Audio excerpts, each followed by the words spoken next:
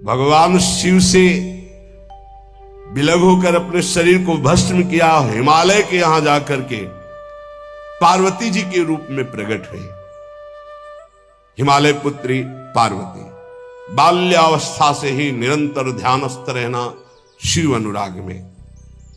जब किशोर अवस्था हुई, किसी से कोई संभाषण नहीं करती थी माता जी, हर समय भगवान शिव के ध्यान में निमग्न रहना, कठोर तप करना शुरू कर दिया।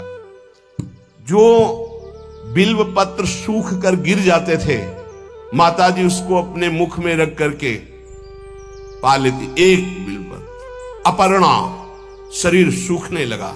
माता जी का नाम अपर्ण, भारी तपस्या।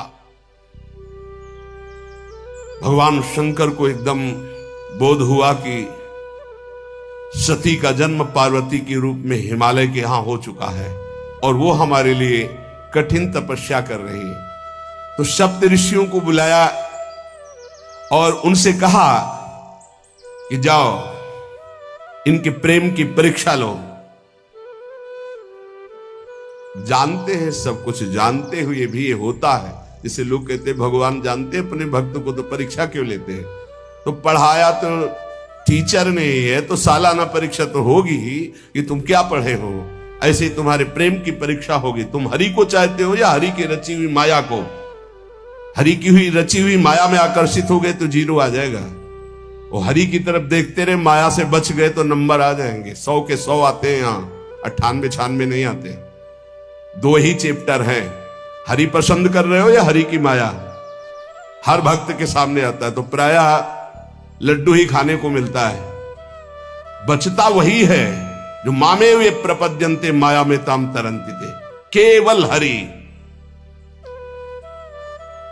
पार्वती पहि जाई तुम प्रेम परीक्षा लेहु, गिरिहि पेरि पठयहु भवन दूरी करेहु संदेहु। हे सप्तऋषियों, जाओ, हमारी आज्ञा है, पार्वती की प्रेम की परीक्षा लो। यदि पास हो जाएं तो उनको तपस्या से निवृत्त करो। बोलो महादेव जी प्राप्त हो जाएंगे। जाओ भवन को चली जाओ, तपस्या की आवश्यकता नहीं। ऋषियों ने जाकर के पार्वती जी को देखा, मानो मूर्तिमान तपस्या विराजमान हो, अस्थिमात्र हुए रहे शरीर, सूखे पत्ते बिल्व के। मुनि बोले, हिमांचल नंदिनी, इतना कठोर क्या प्राप्त करना चाहती हो? किसकी आराधना कर रहे हो? तुम्हारा लक्ष्य क्या है? यदि हम सुनने के अधिकारी हों तो आप कृपा करके बता सकती हैं। पार्वती जी ने कहा, मन बड़ा सकुचाता है आपसे ये बताने में। आप लोग कहीं मेरी हंसी ना उड़ा दें जो मेरा लक्ष्य है। मैंने भी बहुत सिखाने की कोशिश की, लेकिन मेरा मन नहीं मान रहा, हठ पकड़ लिया है। क्योंकि मेरे गुरुदेव ने मुझे जो आकर के बचपन में बता दिया, मैं वही हृदय से स्वीकार कर ली। मनु हठ परा सुनई न सिखावा, चहत बारी पर भीति उठावा। नारद कहा सत्य सोई जाना, बिनु पंखन हम चाहि उड़ाना। मुनियों, वैसे आप भी हंस दोगे। ऐसा लगता है जैसे हम भारी प्रबल धारा में बालू का बांध बनाना चाहती हैं। कहां भगवान शिव और कहां मैं? मेरी गुरुदेव नारद ने बचपन में आकर के कहा, तुम्हारे पति देवाधिदेव महादेव होंगे। बस मैं तब से अपने पति की प्राप्ति की आराधना कर रही हूं। पता नहीं आप मेरी बात सुनकर हंसेंगे कि मानो बिना पंख के मैं आकाश को छूना चाहती हूं। ऋषि हंस पड़े और कहा, बात तो सही है, पर्वत से उत्पन्न हुई हो तो इसलिए तुम्हारी बुद्धि भी हमें लगता है जड़ ही है। नारद के उपदेश से आज तक किसी का घर बसा है? नारद के उपदेश से किसी का घर बसा है? अरे जिस जिसका उपदेश किया उसको बैरागी बना दिया, गृहस्थी तो बनाया नहीं।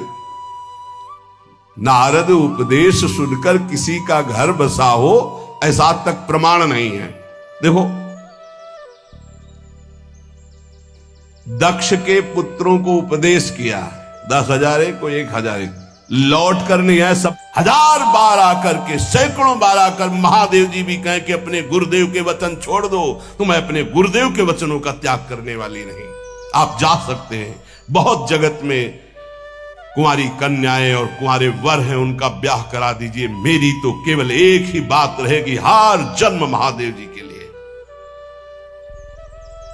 समस्त सप्तऋषियों ने साष्टांग दंडवत की और कहा, जगदम्बा आप नित्य शिव की अर्धांगिनी, भगवान शिव ने ही मुझे भेजा था आपकी परीक्षा के लिए। जाओ, भगवान शिव सब जान रहे हैं, ब्याह पक्का, अब आपको तप करने की जरूरत नहीं है। तुम माया भगवान शिव, सकल जगत पितुमात, नाई चरण सिर मुनि चले, पुनि पुनि हर्षत गात। प्रणाम करके सप्तऋषि गए, हिमांचल से कहा, सादर अपनी कन्या को लिवा लाओ और ब्याह की तैयारियां शुरू करो। महादेव जी ब्याह के लिए पहले से ही राजी हैं और समस्त देवता ब्रह्मा जी आज उनके पास जा रहे हैं प्रार्थना करने के लिए। इधर जब पार्वती जी को लेकर हिमालय अपने घर पे आते हैं, तब भगवान विष्णु, समस्त देवता, ब्रह्मा जी कैलाश पहुंचे, जहां भगवान शिव विराजमान थे। सबने स्तवन किया और कहा, प्रभु बहुत दिन से एक लालसा है, सकल सुरन के हृदय शंकर परम उछाहु, निज नैनन देखा चाहे नाथ तुम्हार विवाह। भगवान विष्णु, ब्रह्मा जी, समस्त देवताओं ने कहा, प्रभु हम सबके मन में एक उत्साह है, आप दूल्हा हो, हम सब बराती हो, आपका विवाह देखना चाहते हैं। प्रभु ये उत्सव देख ले तो हमारा जीवन सार्थक हो गया, आप हां बोलो। कामदेव के मद को चूर करने वाले आपको दूल्हा रूप में देखना चाहते हैं हम सब। स्वामी का स्वभाव होता है सेवक को सुख देना। पार्वती जी ने अपार तप किया है आपके लिए, आप उनको अंगीकार कीजिए। भगवान विष्णु, ब्रह्मा जी की प्रार्थना सुन करके भगवान शिव जी ने कहा, तथास्तु, ठीक है, ब्याह पक्का। देवताओं ने नगाड़े बजाए, फूलों की वर्षा होने लगी, देवाधिदेव महादेव की जय के नारे कैलाश में गूंजने लगे। सप्तऋषि भगवान शिव के पास आए, कहा, प्रभु बड़ी अनन्य है पार्वती जी आपकी, अखंड प्रेम है, हमने बड़ा छल करके उपदेश किया, लेकिन उन्होंने कहा कि मैं नारद जी का उपदेश नहीं त्याग सकती, करोड़ों जन्म लूंगी और हर जन्म महादेव जी के लिए। भगवान शिव जी की आंतरिक वृत्ति जो पार्वती जी की प्रीति की है, उसे कोई नहीं जानता। बहुत विरह में रहे, ऐसा न समझे कि देवाधिदेव महादेव जी परम उदासीन है, नहीं। सती जी के वियोग में बड़ी विचित्र दशा महादेव जी की हुई थी। सप्तऋषि फिर गए पार्वती जी के पास और कहा, अभी बीच में घटना घट गई, कामदेव गया था महादेव जी की समाधि को भंग किया, तो महादेव जी ने कामदेव को भस्म कर दिया, तो अब ब्याह का मतलब क्या रह गया। भवानी ने कहा, तो तुम क्या अभी तक भगवान शिव को कामयुक्त देखते थे क्या? क्या तुम समझते हो तुम्हारे जान काम अब जा रहा? अरे अब लग शंभु रहे सभी कारा। तुम्हारी नजर में अभी तक भगवान भिखारी थे और अब काम को भस्म किया है। अरे हमने भगवान शिव की आराधना की, हमारे जानी सदा शिव जोगी, अज अनवद्य अकामो अभोगी। मैंने तो शिव को सदा ही योग संपन्न ब्रह्मबोध देखा है। वचन और कर्म से, मन से मैंने यदि भगवान शिव को अपना स्वामी माना है, योगी, अजन्मा, अनिंद्य, काम रहित, भोगहीन, तो निश्चित मुझे प्राप्त होंगे। भगवान शिव के पास फिर सप्तऋषि गए, बोले प्रभु गजब की निष्ठा है, केवल आपके प्रति प्रेम है। ब्रह्मा जी ने लगन रची, सप्तऋषियों को बुलाया और कहा ब्याह दोनों तरफ, ये लड़की पक्ष की लगन, ये वर पक्ष की लगन। ब्याह तय हो गया, दिन नक्षत्र घड़ी, नगाड़े बजने लगे, देवताओं के लिए सुमन वृष्टि हुई। ब्रह्मा जी ने सबको बुलाया, हिमालय ने सबको निमंत्रण दिया, बड़े बड़े पर्वत भेंट लेके आ रहे हैं, बड़े बड़े रसनिधि समुद्र भेंट लेकर के आ रहे हैं। वहां भोजन पान के लिए हिमालय के पास कोई कमी थोड़ी थी, रस की नदियां बह रही थी, विविध प्रकार के रस, विविध प्रकार के फल, विविध प्रकार के भोग वहां सब व्यवस्थित किए जा रहे हैं। ब्रह्मा जी ने कहा देखो, सबसे पहले नारायण की समाज रहेगी, दूल्हे की नहीं रहेगी, नहीं तो गाली ही पड़ेगी। हिमालय के यहां प्रवेश पाने के लिए बरातियों में सबसे पहले नारायण, फिर देवराज इंद्र का परिकर, वायु देवता, अग्नि देवता, सबसे पीछे दूल्हा की बारात। बात तय हो गई, ऐसे ऐसे सब लगे संवारन सकल सुर, वाहन विविध विमान, हो ही सगुन मंगल सुबद, करहि अप्सरा गान। सब अपने अपने वैभव संपन्न सब तैयार हो रहे हैं। बोले महाराज दूल्हे को तैयार किया जाए। शिव ही शंभुगन करहि सिंगारा,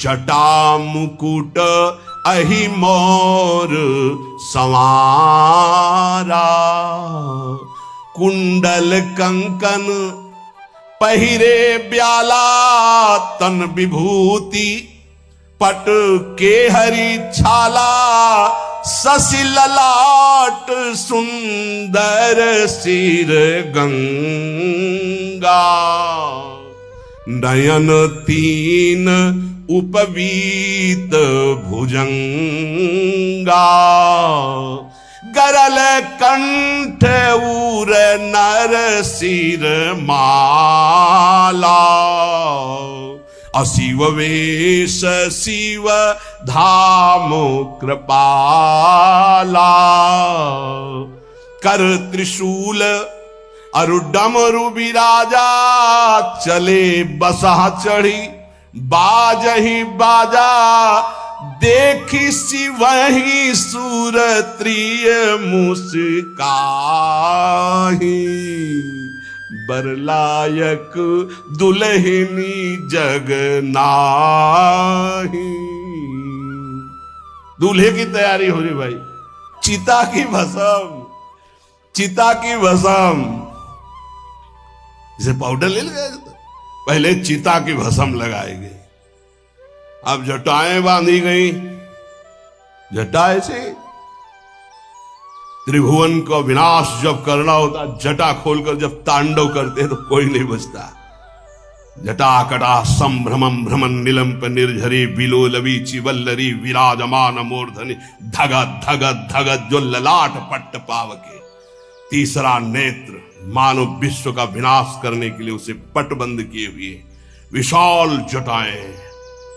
जटा का तो मुकुट सवार आ गया, अब जटा बंध है का ऐसे सांप, ये मुकुट सांप, और कुंडल करिया और भूरी भी थी। हाँ, सोने चांदी के लिए डंक मार दे तो बेहोश हो जाओ ऐसे। पहिरे ब्याला, बाजूबंद छोटे फण वाले, है कोई पनिहा कोई दुमहा ऐसे, और ऐसे जनेऊ वासुकी नाग, गले के माला भगवान का विभूत, ऐसा स्वरूप है, और शेर की छाल नीचे, शशि ललाट, द्वितीया का चंद्रमा, शशि ललाट, ये मुकुट द्वितीय का चंद्रमा, सुंदर सिर गंगा, भगवती गंगा फव्वारे ले उठते जटा के बीच से गंगा जी। नयन 3, माथे वाला बंद है, 2 खुले हैं। उपवीत भुजंगा, जनेऊ वासुकी नाग, गरल कंठ, नीलकंठ विष यहां रोके हुए, और मुंडों की माला, हाथ में त्रिशूल, डमरू बंधा हुआ, नंदकेश्वर पे सवार। बोले ऐसे दूल्हा के लिए दुल्हन तो त्रिभुवन में नहीं मिलेगी, ऐसा दूल्हा दुल्हन का मिलेगी। अच्छा, दूल्हा सज गया, ब्रह्मा जी ने देखा, बोले महाराज आगे आपकी सवारी। नारायण भगवान उनके चतुर्भुज पार्षद, शोभा सुगंध सौरभ, आगे गरुड़ पे सवार, पीछे हंस पे सवार ब्रह्मा जी अपना परिकर, देवराज इंद्र, भगवान विष्णु जी दूल्हे की तरफ देखे, बोले महाराज विष्णु कहा अस बिहस तब बोल सकल दिशराज, बिलग बिलग होई चलो सब निज निज सहित समाज। कोई भी दूल्हे के पास मत फटको, पीछे रहने दो, सब अलग अलग समाज चलो, नहीं पानी नहीं मिलेगा हिमालय के अगर आगे ये हुए तो। अब तो वर अनुहारी बरात न भाई, हंसी करहियो पर पुर जाई। नारायण ने कहा कि दूल्हा के अनुरूप ही हम सब बराती नहीं भैया, दूल्हा सबसे पीछे, सब बराती क्रम से पहले हम, फिर ब्रह्मा जी, फिर देवराज इंद्र, ऐसे सब। भगवान शिव ने कहा तुम अपने पार्षद सब लिए हो, तो हम बुलाते हैं। श्रृंगी निकाली, जे ही बजाया तो भगवान शिव के पार्षद आ गए। शिव अनुशासन सुनि सब आए, प्रभुपद जलज शीस तिन, जय हो महाराज की आज्ञा करो। अरे बोले विवाह हमारा बहुत दिलों से आओ। भुजप्पा जैसे देखो ना, अगिया बैताल। हाँ अब कैसे शिव के बराती हैं, जरा ये आगे पार्टी तो निकल गई बंदनी।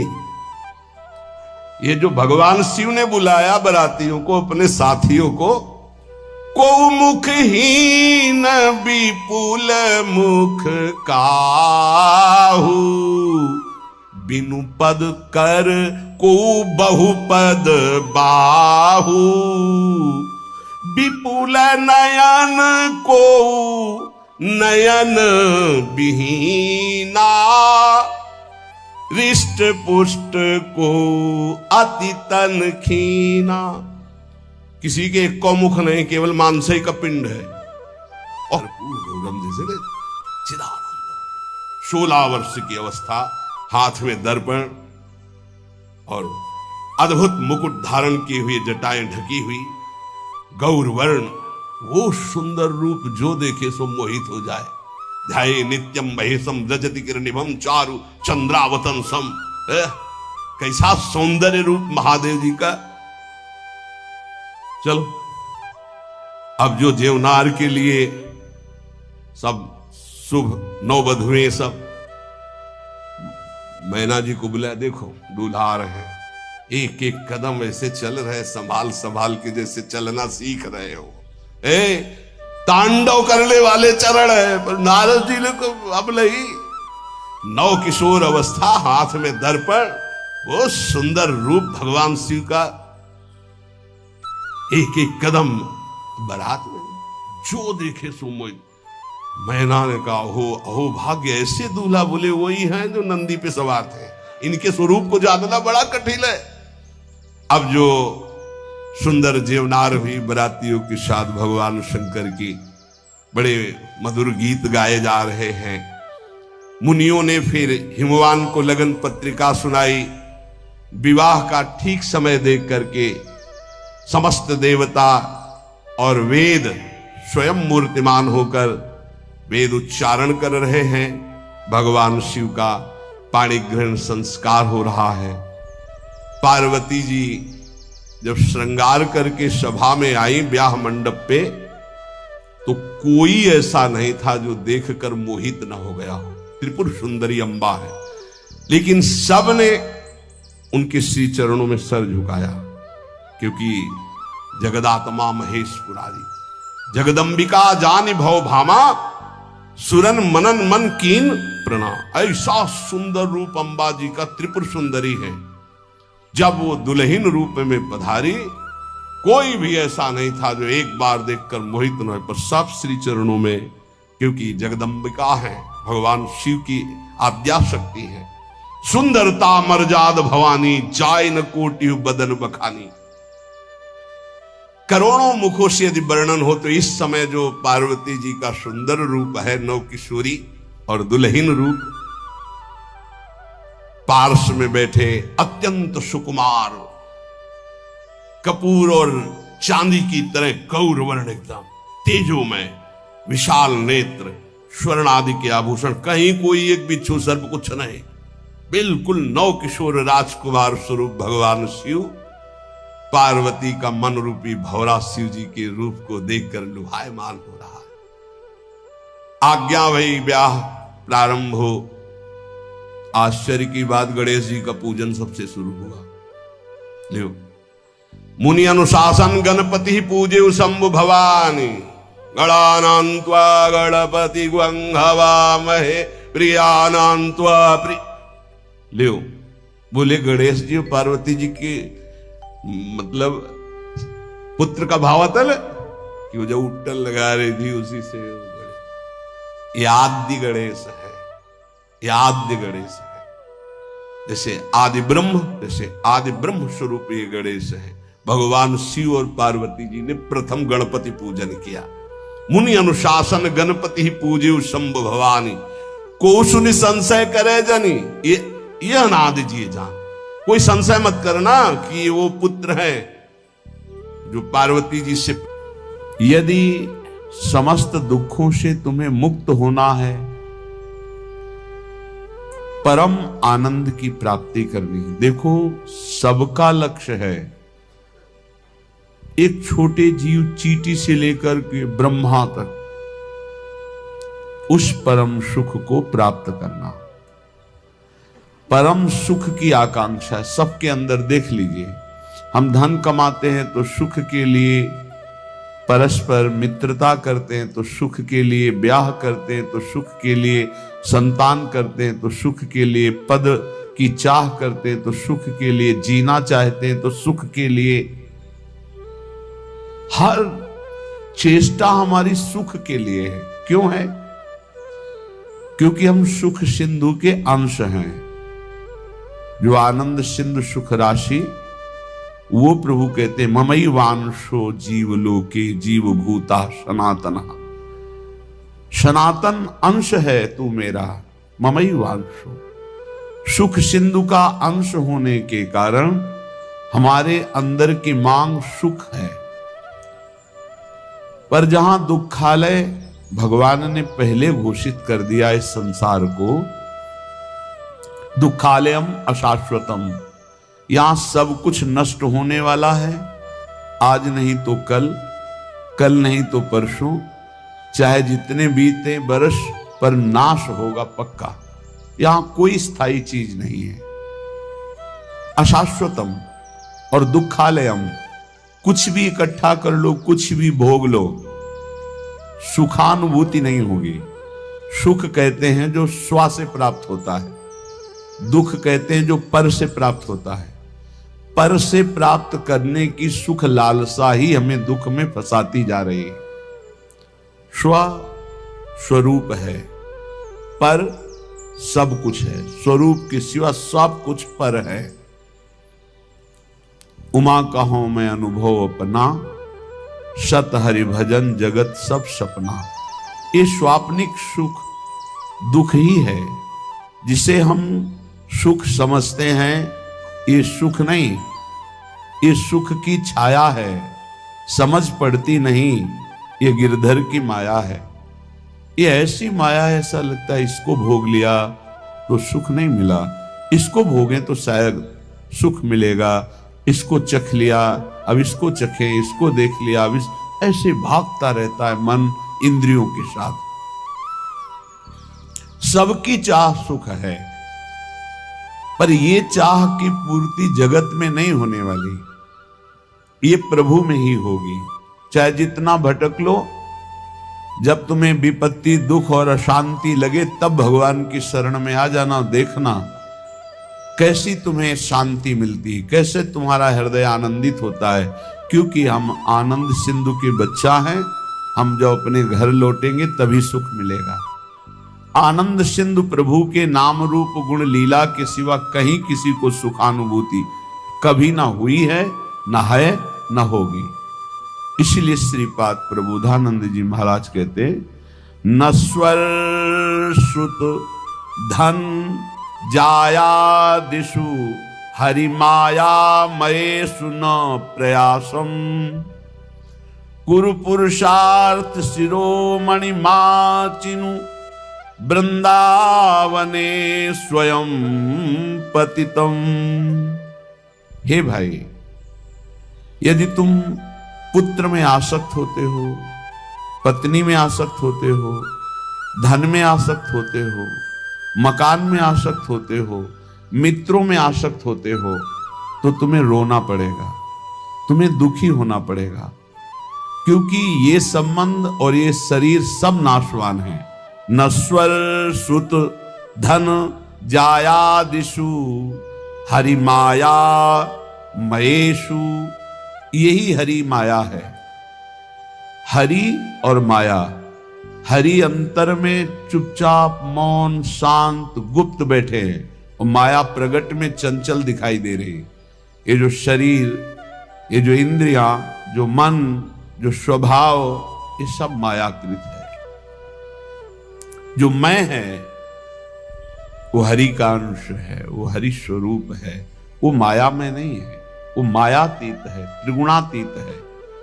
इस मय को शरीर में तन्मय कर देने से शरीर संबंधी भोग प्राण प्रिय लगने लगे। भोग मिलते हैं धन से, इसलिए धन प्राण प्रिय लगने लगा। धन और भोग और शरीर संबंधी रिश्ते संबंध, यही भगवान की माया ने हमको फंसा लिया। आप सब देख लीजिए कितना हृदय अशांत है सबका। तुम्हें लगता है अमुक संख्या का धन मिल जाए, अमुक व्यवस्था हो जाए तो मैं शांत हो जाऊंगा। सही मानिए, आप जितना अंक सोचते हैं उतने से ज्यादा किसी के पास धन है, उससे ज्यादा व्यवस्था है, पर वो भी अशांत है। आ ब्रह्म स्तंभ पर्यंतम सर्वम मायामयम जगत, तिनके से लेके ब्रह्मलोक तक सब मायामय है। सत्यम सत्यम पुनः सत्यम हरिन नामैव केवलम। धन्य है जो सत्य सत्य पुनः सत्य हरिनाम में अपनी रसेंद्री को लगा दिया, वाकेंद्री को लगा दिया। नाम जपते हुए उसी का रसास्वादन कर रहे हैं हर समय। राधा राधा राधा, हरि हरि हरि, कृष्ण कृष्ण कृष्ण। उनका जीवन विवेक में प्रकाश में हो गया। वो देख पा रहे हैं कि अरे ये तो सब भ्रम है, जिसे मैं सुख समझ रहा था वो भ्रम है। जासु कृपा सब भ्रम मिट जाई, गिरजा सोई कृपालु रघुराई। कृपालु भगवान की कृपा से जीव ये बुद्धि में विवेक प्राप्त कर लेता है कि यहां कोई मेरा नहीं है, एकमात्र प्रभु सबके हृदय में विराजमान है। बस यहीं से उसका परम कल्याण प्रारंभ होता है, यहीं से उसका विश्राम प्रारंभ होता है, यहीं से उसे परमानंद की अनुभूति होती है। अन्यथा सब भटक रहे हैं, सब भटक रहे हैं। कुछ चंद्र मिनट ऐसे हैं जिनमें आप जो चाहो पाप कर लो या पुण्य कर लो, कोई रोकने वाला नहीं, कोई टोकने वाला नहीं। लेकिन इन चंद समय के बाद जो आपका परिणाम आएगा, फसल आएगी, वो आपको सुख और दुख प्रदान करेगी। यदि पाप कर्म किया तो भयानक दुख मिलेंगे, पुण्य कर्म किया तो लौकिक सुख पारलौकिक सुख मिलेंगे। लेकिन पुण्य और पाप दोनों से हटकर त्रिगुणातीत भगवान का नाम जप किया तो भगवत प्राप्ति हो जाएगी। पाप और पुण्य दोनों आवागमन चक्र में फंसाने वाले ही हैं। एकमात्र भगवान का भजन ही जीव को इस आवागमन से मुक्त कर सकता, दूसरा कोई उपाय नहीं। हरि भजन्ति नरा, जो हरि भजते हैं भवसागर तरंती, वही संसार समुद्र से पार होते हैं। इसलिए श्रीपाद कह रहे हैं नश्वर ये पुत्र पत्नी मकान धन नाना प्रकार के व्यवहार संबंध, ये नहीं कह रहे कि इनको छोड़ करके भागो, नहीं, इसमें शाश्वत प्रभु विराजमान, उनको देखो, सब में भगवत भावना करो, इनसे राग मत करो, इनसे अनुराग करो। राग होता है देह से, अनुराग होता है भगवान से। सब में प्रभु बैठे, ऐसी भावना से व्यवहार करो, खूब नाम जप करो। और ये भाव कहां से आएंगे? बोले आ जाओ श्रीधाम वृंदावन। वृंदावन की भूमि में आप जब सत्संग सुनेंगे, रसिकों का संग करेंगे, तो आपकी बुद्धि का परिवर्तन हो जाएगा। जो बुद्धि सांसारिक भोगों में सुख है ऐसा निश्चय करती है, वो विवेकवती बुद्धि होकर प्रभु में सुख है, स्वरूप में सुख है, ऐसा निश्चय करने लगेगी। बुद्धि का परिवर्तन हो जाना ही उन्नति है, बुद्धि का पतन हो जाना ही नाश है। बुद्धिनाशो प्रणश्यति, शास्त्र कहता है जिसकी बुद्धि भ्रष्ट हो गई उसका सर्वनाश हो गया। जिसकी बुद्धि शुद्ध है भले कुछ ना हो, लेकिन वो परम धनी है, क्योंकि उसका सही निर्णय होगा। सही निर्णय करने वाला परम आनंद को प्राप्त होता है। इसलिए श्रीपाद की बड़ी जोर की निष्ठा से धाम वृंदावन की है। कह वरमिहि वृंदारण्य सुवरा की मदन मोहन द्वारी। वरा की, मुझे कुत्ता कुतिया बना दिया जाए वृंदावन का। ठाकुर मदन मोहन के द्वार पर, बांके बिहारी के दरवाजे पर, राधा वल्लभ जी की सीढ़ियों पर गिरा हुआ प्रसाद चाटेंगे, और यहां ब्रजवासियों की फेंकी हुई जूठन खाकर हर समय प्रिया प्रीतम की चरणारविंद की रज में पड़े हुए उनकी कृपा मनाते रहेंगे। श्रीपाद प्रबोधानंद जी के पीछे कहा था मुझे नाली का कीड़ा बना दीजिए। ये धाम है, धाम। हरिराम व्यास जी कह रहे हो मन वृंदावन को श्वान। हे हरि कृपा करो मेरे मन को, यही अच्छा लगता है कि अगर मुझे अगला जन्म मिले तो वृंदावन में ही मिले, भले मुझे कुत्ता बना दिया जाए। वृंदावन का बड़ा लाभ है, यहां हर योनि भगवत प्राप्ति कर लेती है। जैसे यहां आप देख रहे हो कुत्ता है या शूकर है या अन्य जीव हैं, देखो ये रज में लौटते हैं। जिस रज को ब्रह्मेश्वरादि सुदरूह पदारविंदो श्रीमत् पराग परमाद्भुत वैभवाया, परम अद्भुत वैभव जिस रज में छुपा हुआ है, जो भगवान ब्रह्मा जी सनकादि शिवादि याचना करते हैं इस रज में निरंतर वास करने के लिए। जो रज शिव सनकादि के याचत सो रज शीस चढ़ाऊं, उस रज में वो श्वान रात दिन सोता है, रात दिन उसी में शयन करता है। भोजन मिलता है तो उसी रज में मिलता है, और प्राण निकलते हैं तो इसी रज में निकलते हैं। और वृंदावन प्रभाव सुन अपनो ही गुण देत, जैसे बालक मलिन को मात गोद भर लेत। यहां जिसका भी शरीर छूटता है, ये धाम है, वो भगवत प्राप्त हो जाता है, वो प्रियाजू को प्राप्त हो जाता है। भगवान शंकर जिनके नाम की महिमा से काशी में मोक्ष प्रदान करते हैं, वो हरि जिनका नाम जप करते हैं, ये उनका धाम है, प्रियाजू का, वृंदावनेश्वरी का धाम है। ये राधा निकुंज वाटी वृंदावन है। इस रज में जो प्राण त्यागता है वो सीधे प्रियालाल के निज धाम दिव्य वृंदावन को प्राप्त होता है, चाहे पशु हो, पक्षी हो, मनुष्य हो, कोई हो। यहां साधन प्रभाव नहीं है, यहां धाम प्रभाव है। वृंदावन प्रभाव सुनो अपनो ही गुण देत, अपना गुण देता है वृंदावन, क्या परम पद प्रदान कर देता है। इसलिए कह रहे वरमिहि वृंदारण्य, इस वृंदावन में जो सब धामों का मूल है, शुभराकी मदन मोहन द्वारी। प्रिया प्रीतम के यहां दिव्य रूप विराजमान हैं। आज आप जब विट्ठल विपुल देव जी का पूजन होगा तो आप सुनेंगे बिहारी जो महाराज कौन है। साक्षात प्रिया प्रीतम। राधा वल्लभ लाल जी कौन? साक्षात प्रिया प्रीतम। राधा रमण जी साक्षात प्रिया प्रीतम। ये किसी मूर्तिकार की रचना नहीं है, ये स्वयंभू स्वयं प्रिया प्रीतम मिलित रूप। ये वृंदावन धाम है। नेत्र पावन नहीं इसलिए तुम्हें मूर्ति नजर आ रही नहीं, तो राधा रमण जी, राधा वल्लभ जी, राधा बाके बिहारी जी साक्षात प्रिया प्रीतम विराजमान है। इनके दरवाजे में इनकी जूठन मिलती रहती है।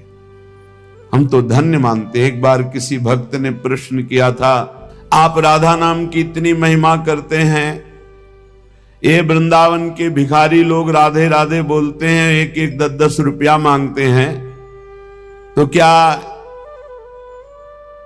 इस विषय में आपका क्या विचार है? क्या इनका सही चरित्र है? राधा राधा कह के, राधे राधे कह के रुपया मांगते हैं। हमें अपने भाव से देखना है। जिसका चश्मा हरा होता है उसे हरा दिखाई देता है, जिसका लाल होता है उसे लाल दिखाई देता है। हमारा चश्मा भाव का है। भावोत्सवेन भजताम रस कामधेनु। अखिल कोटि ब्रह्मांड नायक प्रभु श्री कृष्ण चंद्र जो कह रहे हैं, पूज्य भाई जी महाराज उस पद में लिखते हैं कि अगर मुझे कोई खरीदना चाहे तो निश्चित किया हुआ मूल्य है राधा नाम। राधा मुझे खरीद सकता है, ठीक है। उनके चरणों में लक्ष्मी जी सदैव चापती रहती है, हरि के चरणों को। और वो राधा कहकर 100 रुपया पूरे दिन में या 200 रुपया इकट्ठा किया और कहीं खोली लिए हुए, वृंदावन में छोटी कुटिया लिए हुए आटा दाल ला के खाता है, वृंदावन वास करता है। आप उसे भिखारी समझते हो? आप उसे नीच समझते हो? आप उसको, इस वृत्ति को नीच समझते हो? और जो करोड़ों का गफला करके एसी में सोते हैं और व्यभिचार करते हैं, मांस मदिरा पाते हैं, उनको बड़े आदमी समझते हो? अरे इनके चरणों की रज के समान कोई बड़ा आदमी नहीं है। इनसे बड़ा कौन होगा जो रात दिन बिहारी जी के दरवाजे पे बैठे हुए हैं, 100 200 500 मिले उसी में खोली का किराया देते हैं, उसी से वो दाल रोटी ला के खाते हैं, मजीरा बजा कर राधा राधा कीर्तन करते हैं और वहीं लुढ़क के सो जाते हैं।